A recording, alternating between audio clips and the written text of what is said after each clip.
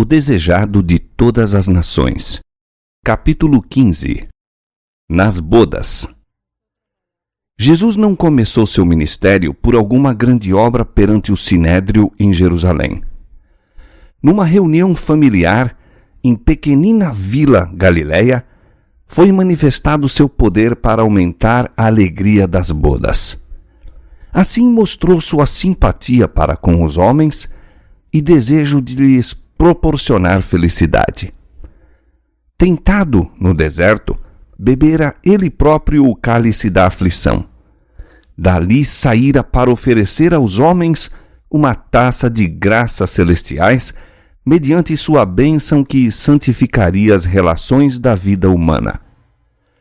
Do Jordão, voltara Jesus a Galiléia. Devia haver um casamento em Caná, pequena vila não distante de Nazaré. Os noivos eram parentes de José e Maria, e sabedor dessa reunião de família, Jesus se dirigiu a Caná, sendo com os discípulos convidado para a festa.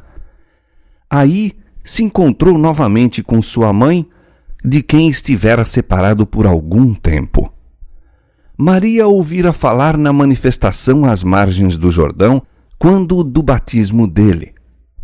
As novas foram levadas a Nazaré, evocando novamente em seu espírito as cenas que por tantos anos ocultara no coração. Como todo Israel, Maria fora profundamente comovida pela missão de João Batista. Bem se lembrava ela da profecia feita em seu nascimento. A ligação dele com Jesus avivava-lhe novamente as esperanças.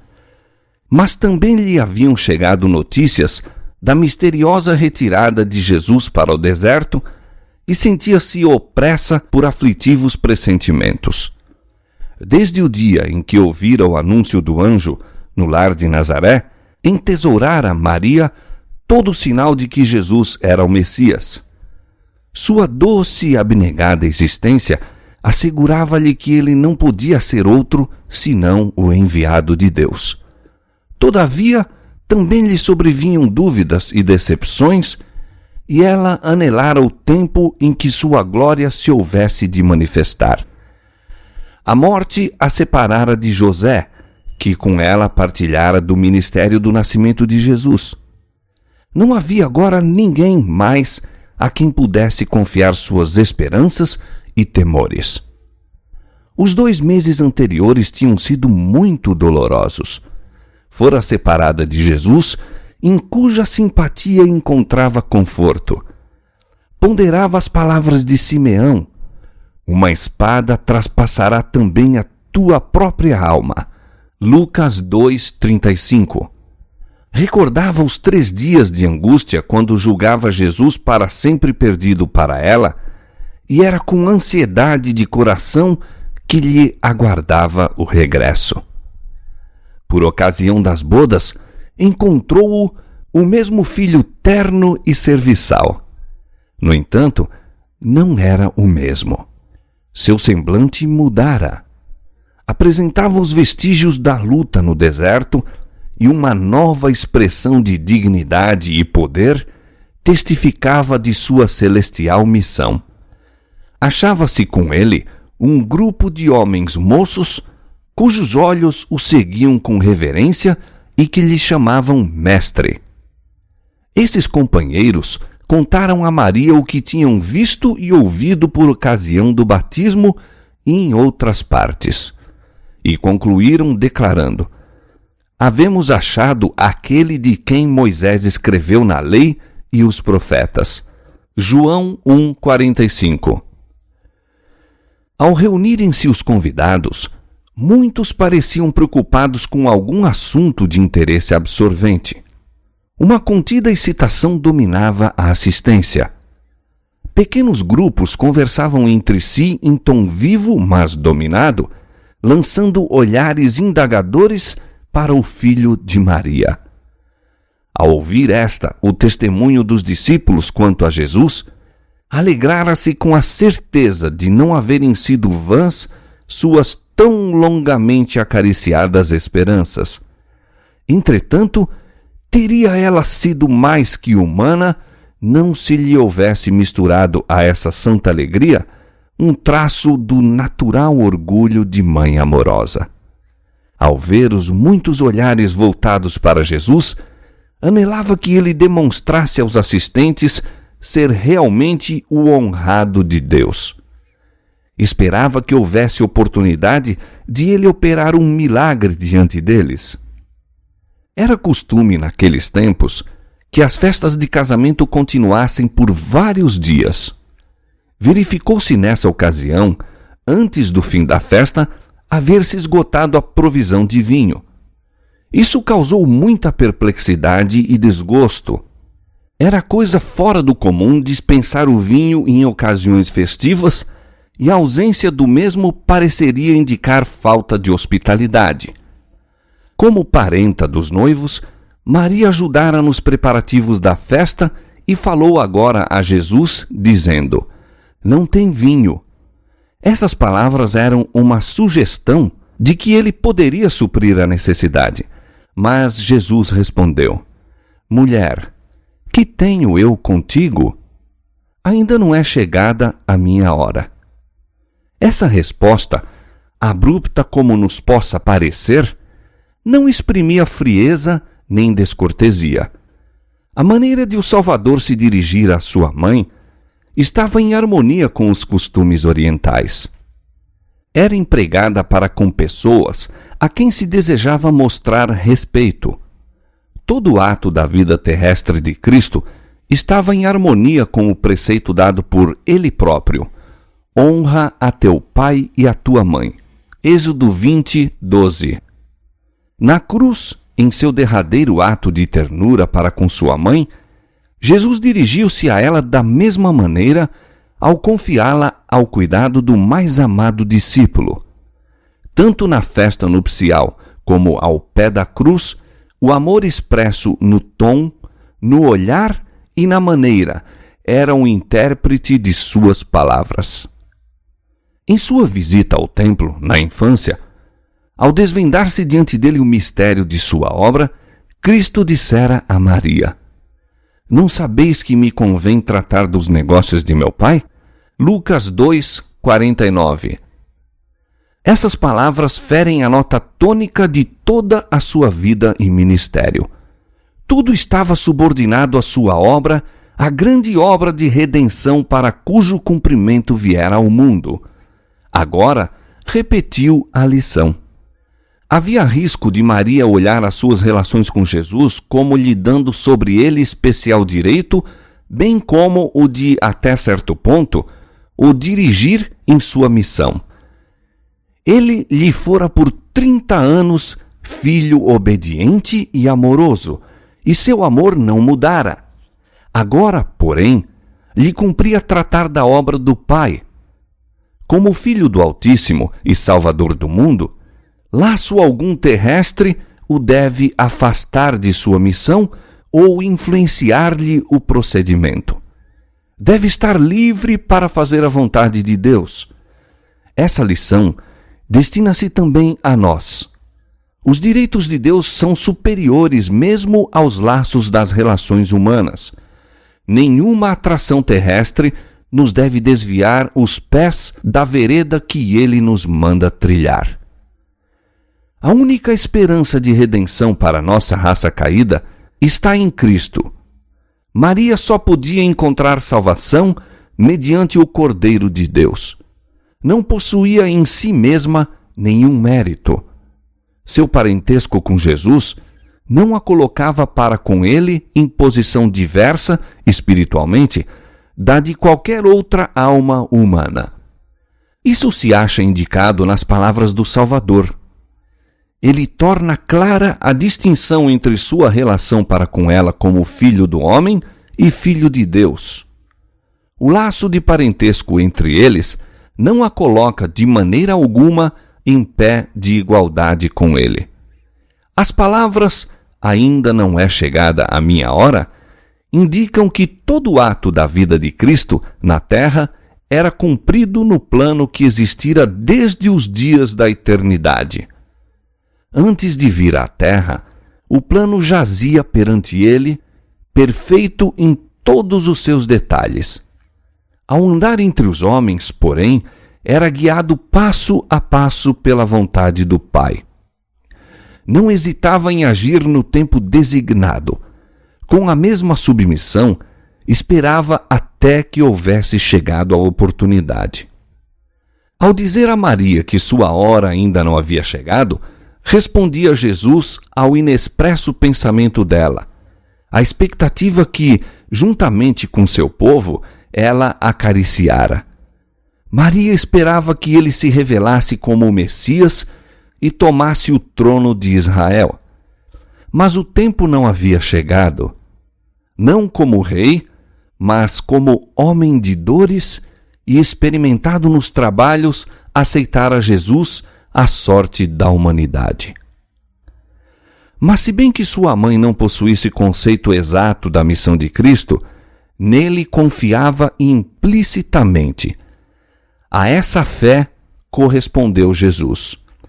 Foi para honrar a confiança de Maria e fortalecer a fé dos discípulos que realizou o primeiro milagre.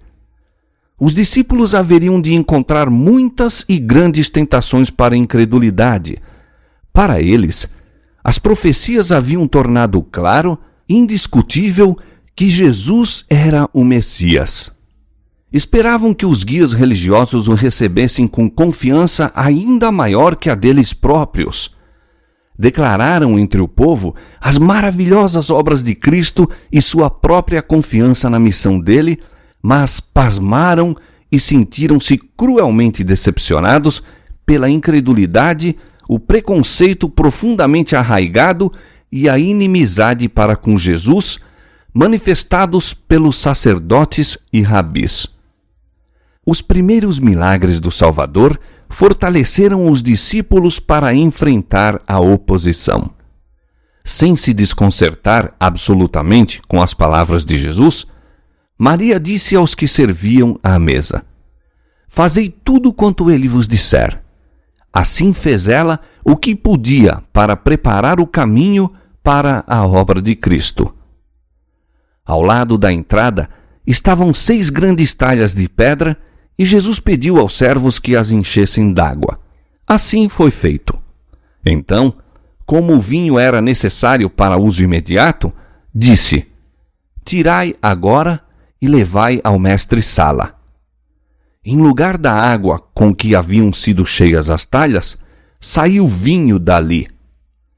Nem o mestre-sala, nem os convidados, em geral, tinham percebido que a provisão de vinho se acabara. Provando o que os servos levaram, o mestre-sala achou superior a qualquer vinho que já tivesse provado e muito diverso do que fora servido ao princípio da festa. Voltando-se para o noivo, disse: "Todo homem põe primeiro o vinho bom, e quando já tem bebido bem, então o inferior. Mas tu guardaste até agora o bom vinho." Como os homens servem primeiro o vinho melhor e depois o inferior, assim faz o mundo com seus dons. O que ele oferece pode agradar aos olhos e fascinar os sentidos, mas se demonstra incapaz de satisfazer. O vinho se transforma em amargura, o espírito folgazão em tristeza. Aquilo que começara com cânticos e alegria, termina em fadiga e desgosto. Os dons de Cristo, porém, são sempre novos e sãos. A festa que provê para a alma não deixa nunca de proporcionar satisfação e alegria. Cada nova dádiva acrescenta a capacidade do que a recebe para apreciar e fruir as bênçãos do Senhor. Ele dá por graça. Não pode haver falta na provisão. Se permaneceis nele, o fato de receberdes hoje um único dom garante a recepção amanhã de um mais precioso ainda.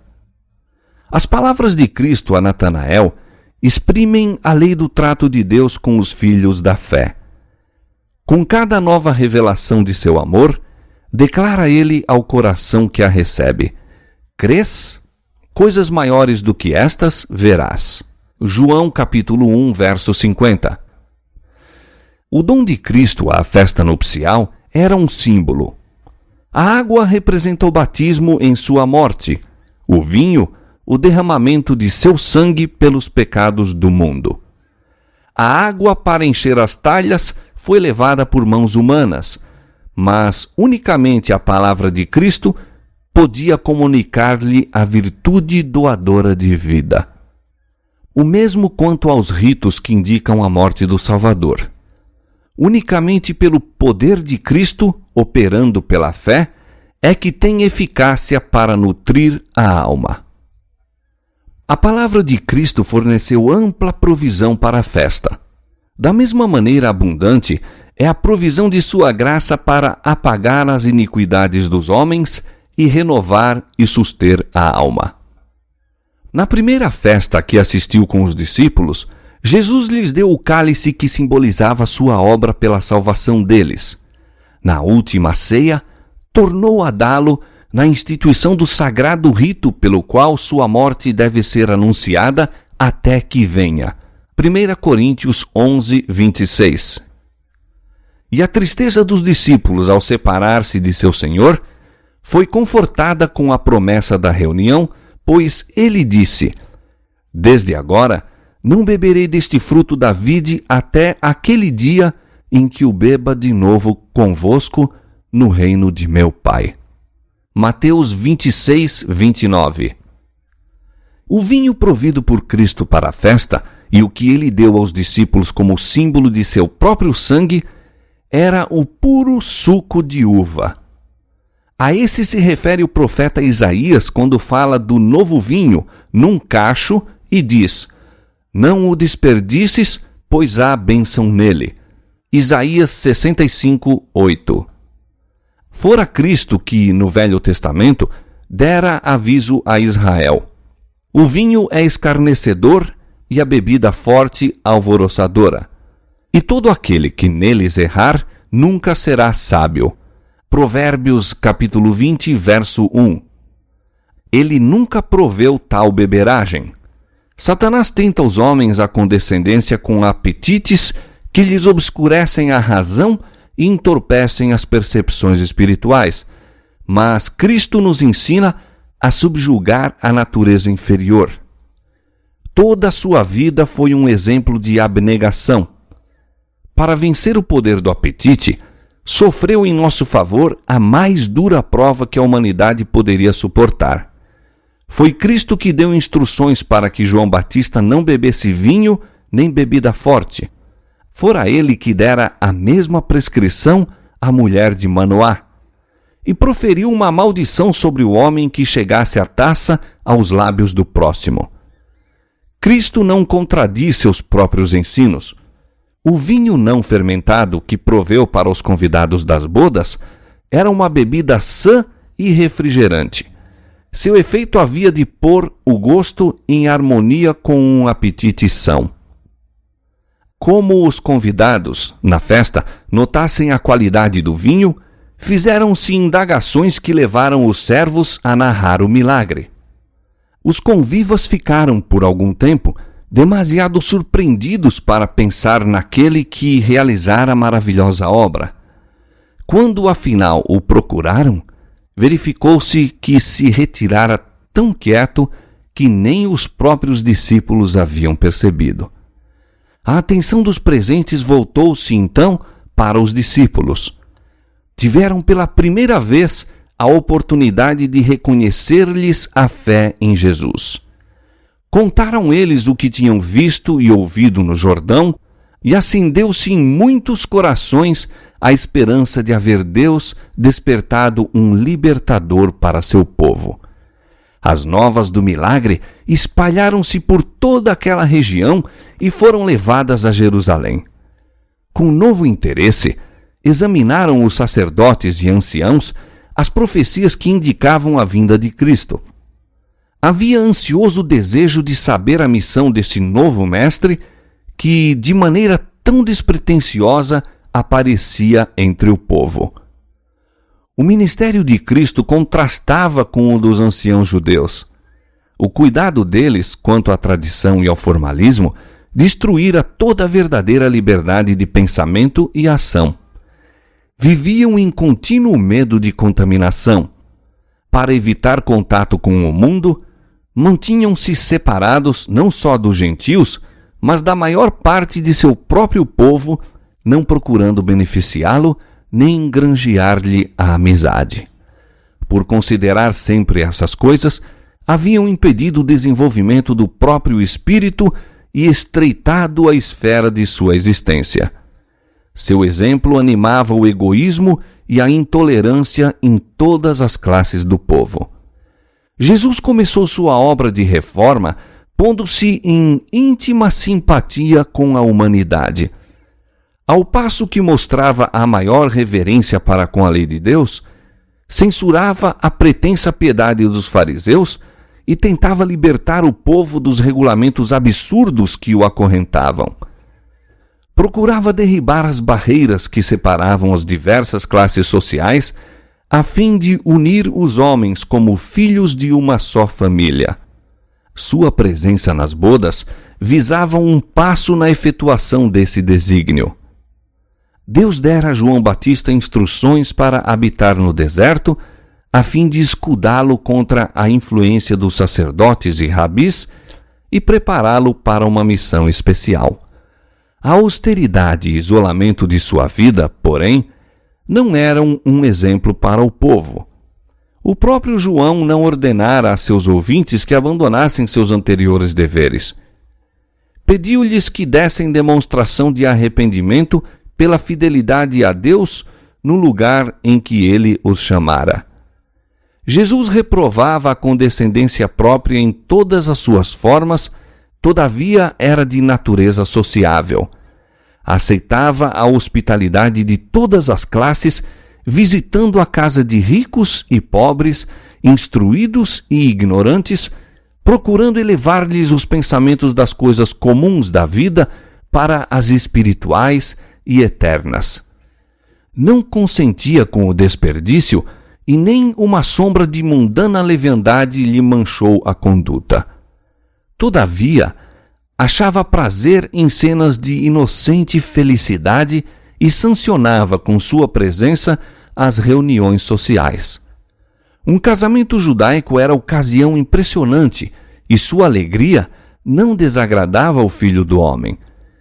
Assistindo a essa festa, honrou Jesus o casamento como instituição divina.